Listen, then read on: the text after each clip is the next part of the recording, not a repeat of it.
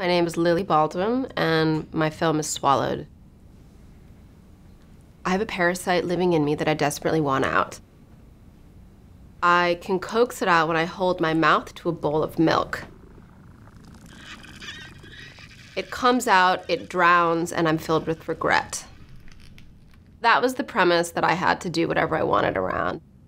Dan Schoenbrunn, who's the EP of this larger omnibus feature called Collective Unconscious, he was like, hey, I have this crazy idea to do this project inspired by dreams with friends. And he said, adopt somebody's dream, please. There are no barriers, do what you want, basically. And he chose five people total, 4 others, and we each had a fragment the size of a tweet to adapt. So I had Daniel Carbone's dream, another filmmaker, and that's how it began. And then from that, I built a whole narrative around just a very simple scenario. I was a professional dancer for 10 years. Downtown, uptown Metropolitan Opera, spanning the scope of performance from queer fashion stuff to real independent modern dance stuff. Then I went on tour with David Byrne. I was on that stage, we did 150 shows, and I realized that dance was this untapped universal language that could bypass words, maybe say what words can't even say, and kind of speak to people's gut. I realized that it was a tool that I wanted to use to tell stories in unexpected ways. So I photographed myself in hotel rooms, taught myself the stop motion edit on iMovie, and then moved on to Final Cut.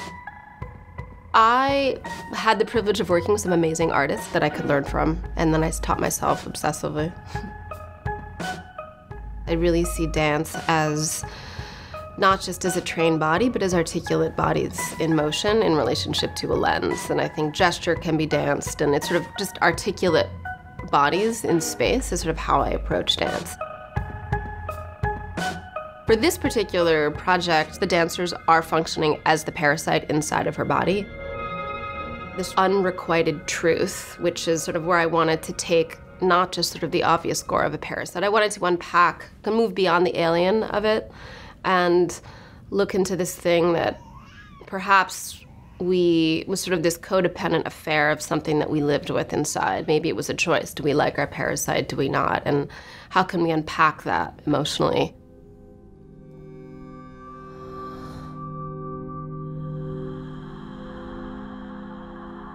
This is not about a woman not loving her baby.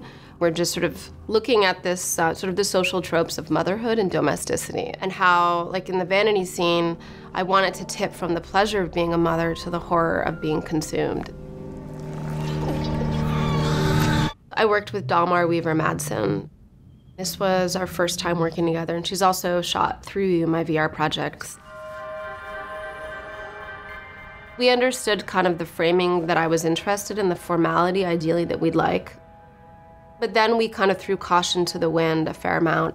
I mean, Dalmar's super hardcore, and we'll just keep pushing until we run out of time. Michael was the only trained actor. There were other professional dancers that were in the barbecue scene. That's a mixture of friends, colleagues, sort of in the film space, and then local neighborhood people.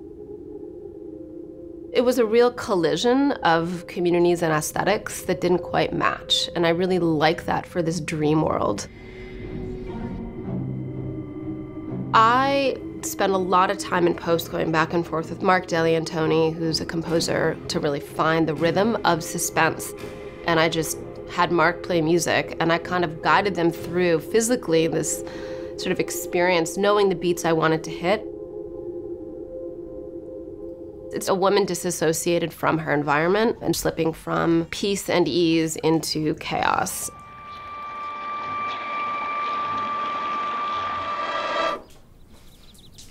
I wanted to play with the dimensions of releasing something dark and big. And is it a relief? Is it painful? Is it embarrassing? And I just sort of took all of these angles and then just put that in my body. And then we probably did about like 8 to 10 12-minute takes. And then increasingly my wig kept coming off, and I was like, well, let's just make this part of it. I'm coming out of the dream.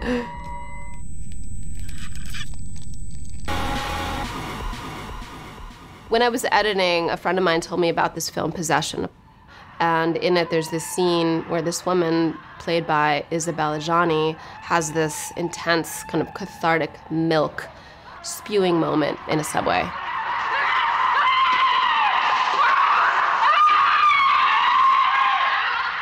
And I loved her performance and felt really inspired by that. I wasn't going to use as much of that footage of me writhing around on the ground because I was thinking, I'm going to lose people here. And then I saw Possession and I thought, oh my God, push this and go further.